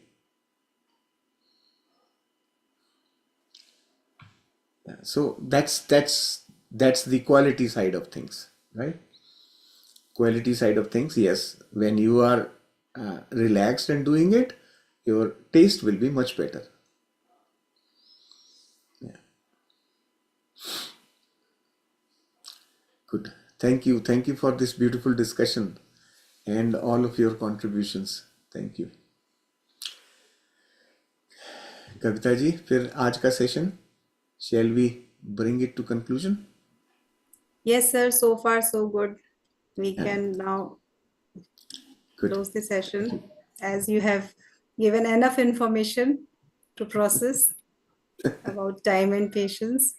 And And thank you, Kavita ji. आपसे तो we are learning every day actually. So yeah, a lot. Yes, you're doing such an excellent job. I mean, I could have not Thank you, imagined thank you. doing this. So really, lots to learn It's from. just happening spontaneously. Yeah. Thank you. No, we have, of course, we have Shailesh ji and Preeti ji Yes. always. So I don't think we have to think even twice before initiating anything like that. So, Yes. but the way you handle and the way I'm also Monil ji, Vandana ji. I mean, I did not get the chance to thank you all enough, but I am also at the receiving end of this session, and I do catch up on the sessions and see what's being discussed. So a lot of it is now like so easy to accept. You know, that time when we were delivering, then we felt a lot of resistance that it's not being taken well. And now that everybody is like in the flow, it is so nice that we are so prepared for part 3. We're Yes. so much prepared. Thank you. Yeah. Thank you, Neha ji. Yes. Thank you so much, and thank you, Jaya ji, for a beautiful session today. You did everything perfectly well. So thank you so much for that. Thank you, Chale. sir. Thank you. Thank you. Always showing up Thank you. and always handling whenever we are stuck. Yesterday also you said I will take care of the session, that I was feeling guilty like today I am unable to attend the session, but when you said I will take care, it was like a relief. Okay, you are there always, by default you are there. Thank you. Thank you so much. Thank you, masters, for your presence. Happy Guru Purnima once again to all of you. So, I Bye.